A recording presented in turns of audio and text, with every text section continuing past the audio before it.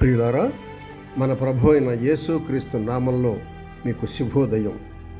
ఆయనను గూర్చి అనుదిన ఆత్మీయ ఆహారం, జూలై 14 మంగళవారం. నేటి మన ధ్యాన లేఖనం లూకా సువార్త 11వ అధ్యాయం 31వ వచనం. దక్షిణ దేశపు రాణి విమర్శకాలమున ఈ తరము వారితో కూడా లేచి వారి మీద నేరస్థాపన చేయను. ఆమె సొలొమోను జ్ఞానము వినుటకు భూమి అంతముల నుండి వచ్చాను. ఇదిగో, సొలొమోను కంటే గొప్పవాడిక్కడున్నాడు. వ్యాఖ్యానాంశం: శేబదేశపు రాణి. వ్యాఖ్యానాంశం: శేబదేశపు రాణి.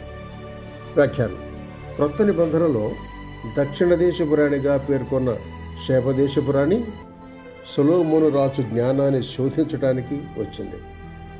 మొదటి రాజుల గ్రంథం 10:1 చూడండి. నైరుతి అరేబియాలో ఒక సంపన్న దేశానికి ఆమె పాలకురాలు. ఆ దేశం సుగంధ ద్రవ్యాలు వ్యాపారానికి ప్రసిద్ధి చెందింది.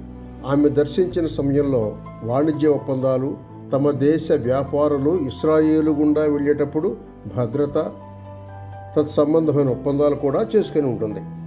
సొలొమోను ప్రభావాన్ని గూర్చి, ఆయన జ్ఞానాన్ని గూర్చి కథలుగా చెబుతుంటే విని ఆయన్ను ముఖాముఖిగా చూడాలని వచ్చింది.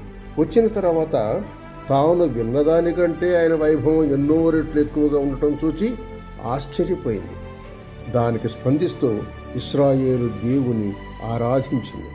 సొలొమోనుకు విస్తారంగా బంగారం, ఆభరణాలు, మరిన్ని సుగంధ ద్రవ్యాలు కానుకగా ఇచ్చింది. అంతకుముందు ఇశ్రాయేలు అంత విస్తారంగా కానుకలు ఎప్పుడూ స్వీకరించలేదు.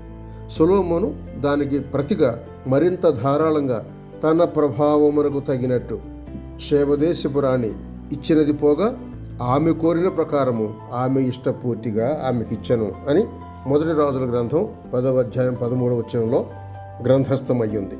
ఈ కథను గూర్చి వ్యాఖ్యానిస్తూ ప్రభువు, తీర్పు రోజు ఈ తరం వారికి వ్యతిరేకంగా ఆ రాణి సాక్ష్యం చెబుతుందని ప్రభు హెచ్చరించాడు. ఆమె వచ్చి సొలొమోను వైభవంతా చూచి అసూయపడటం కానీ విమర్శించటం కానీ చేయక ఆశ్చర్యంతో కృతజ్ఞత వ్యక్తపరిచింది. ఆమె సొలొమోను గొప్పతనాన్ని గుర్తించి అతడి దేవుణ్ణి ఘనపరిచింది. దానికి భిన్నంగా యేసుక్రీస్తు నాటి తరం వారి మధ్య సొలొమోను కంటే గొప్పవాడు, మెస్సియానే ఉన్నాడు. అయినా వారి స్పందన అవిశ్వాసమే.